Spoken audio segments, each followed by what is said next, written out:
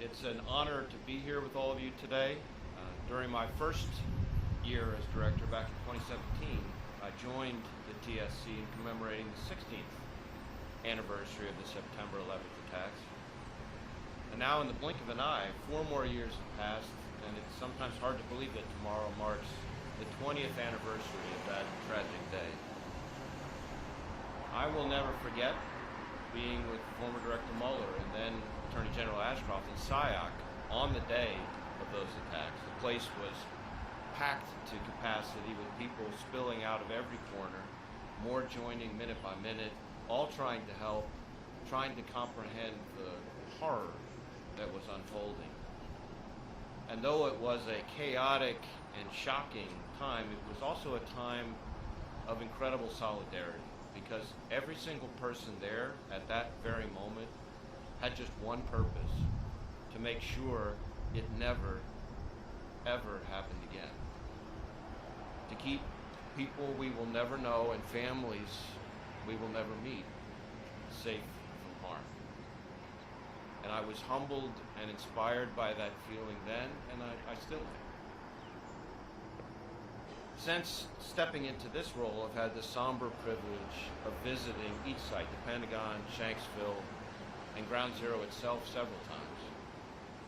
And while visiting the National September 11th Memorial and Museum in New York on one of those times, I observed, like many do who've spent time there, a quote from the ancient Roman poet Virgil displayed prominently on a wall. And it reads, "No day shall erase you from the memory of time." 2 decades after one of the darkest days in this nation's history, that memory is as strong as ever. We remember September 11th as if it were yesterday, and we remember every life lost. Special Agents Lenny Hatton and John O'Neill were 2 of those we lost that day. And in the last few years, painful remnants of that day continue, as we've also sadly lost other members of our FBI family to 9/11 related illness. I've had the honor of speaking with them during their final days and at their funerals, with their loved ones and their family. And those moments have been some of the most sobering over the past 4 years, but also the most reverent, because on behalf of the entire FBI, I was able to one more time thank them for their selflessness and service to our country. Each life lost is a stark reminder that the long-term effects of the recovery work after September 11th are still present, even 20 years later. And as we stand here today, some are still suffering, especially our partners and first responders who've been hit the hardest. They've lost colleagues and friends over the years too, all of whom were extraordinary men and women who answered the call of duty no matter the cost. Over the course of the past 2 decades, we've learned the full extent of the sacrifices that hundreds of first responders made in the months after the attack. Sacrifices and lives that we must never and will never forget. You may have heard me say before that for a time after those attacks, when the shock and the sorrow were still so very raw, we lived in a haze of days that seemed almost like September 12th, over and over again. We all kept asking ourselves, what could we have done better? What should we have done better? But we soon realized that looking back with regret wasn't helpful.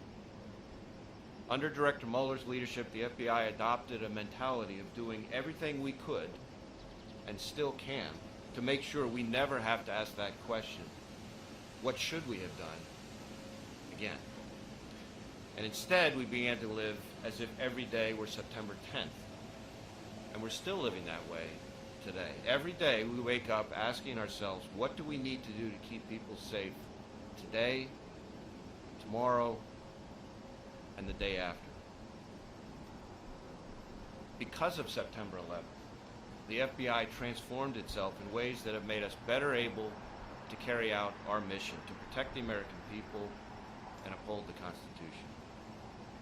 We became an intelligence-based national security and law enforcement organization, one that collects, uses, and shares intelligence in everything we do, and not just in counterterrorism. We developed new capabilities to combat the terrorist threat, and we changed our focus from investigating terrorists and attack plots after the fact to stopping them before they occur. And we forged deeper, stronger partnerships with our colleagues in law enforcement and the intelligence community and with our international counterparts.